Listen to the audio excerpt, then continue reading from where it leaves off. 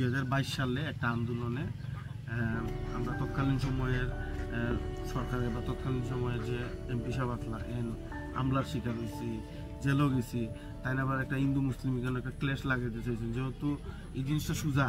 হ্যাঁ, যেমন আসেন আপনি আপনার মুসলিম, আমি বলা হিন্দু, তখন আমি যদি আপনার মাইল লাগাইতাম চাই, কত একটা ফুসলাই দিলাম যে হিন্দু মুসলমান কিন্তু ভাই আমরা মানুষ ভাই লাগান একটা সরাইলে দেখা গেলো আপনার লগে তার দূরত্বটা আমি বেশি তৈরি করি।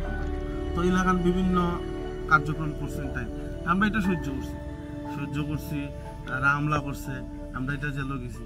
আমরা মনে করি আমরা কেন এই যে আমরা যে সমাজটা, এটা হিন্দু মুসলিম নির্বিশেষে সবার সমাজ, সবাই আমরা মানে একরকম, মানে আমরা সবার মধ্যে একটা সম্প্রীতি আছে, ভ্রাতৃত্ব আছে, কেন বিরোধ তৈরি করার জন্য। তো এইগুলা সহ্য কইরাও তাদের বিষাবর নির্যাতন, হামলা অনেক কিছু সহ্য করেও আমরা মানুষের কথা পাচ্ছি। আমরা এমন না যে তার লগে আমরা বিরোধ বাড়ছে, তাই আমরা একটা বালুর গাঢ় দখল করার গেছি, হ্যাঁ, এটা তার লগে গিয়ে আমরা মাইল লাগছে, এরকম কিছু না।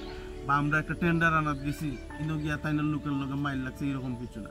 আমরা সাধারণ মানুষের কথা কওয়ার দিছি, আমরা কইছি এটা অন্যায়, এটা করিল না, এটা ঠিক নাই, হ্যাঁ, বা এটা এই দাবিটা মানুন, ওটা করতে গিয়ে তারা সহ্য করতে পারছেন না, বিভিন্ন সময় ইয়ে করছে। তো যাই হোক, এই আপনার যে জনপ্রতিনিধি নির্বাচিত করুন, থানিসে নির্বাচিত হওয়ার পরে আপনি তান্ডা ফাইতে না, তাই না আপনার লই বুঝতে না, তান্ডার আপনার 50 বার যাওয়া লাগবো, বা অতটান বা হাত গিয়েও পাইতে না, বা ঢুকতেই পারত না, এরকম কয় মানুষে। আমরাও তো দেখছি যে তার বা হাত গিয়া ঢুকতে পারত না। আমরা হয়েছি গিয়া মানে মানে মধ্যবিত্ত পরিবারের সন্তান, আমরা হয়েছে গিয়া সাধারণ মানুষের মানুষ।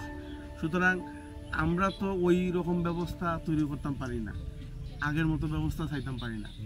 আমরা চাই আমরা গণমানুষের প্রতিনিধিত্ব হিসেবে, যেমন আপনার মানুষ হিসেবে, যেমন আপনার আজকে একটা ব্রিজের কথা কইছি, হ্যাঁ, হয়তো অনেক অফিসে আপনি যাইতা না, যাইমো আমি, কিন্তু কার মানুষ হিসেবে যাইব, আপনার মানুষ হিসেবে, আপনার একটা এই কিতা কয়টারে মানে মুখপাত্র হিসেবে, হ্যাঁ, একটা বয়স হিসাবে, কণ্ঠস্বর হিসেবে আমরা বিভিন্ন জায়গায় যাইমু, কথা কইমু।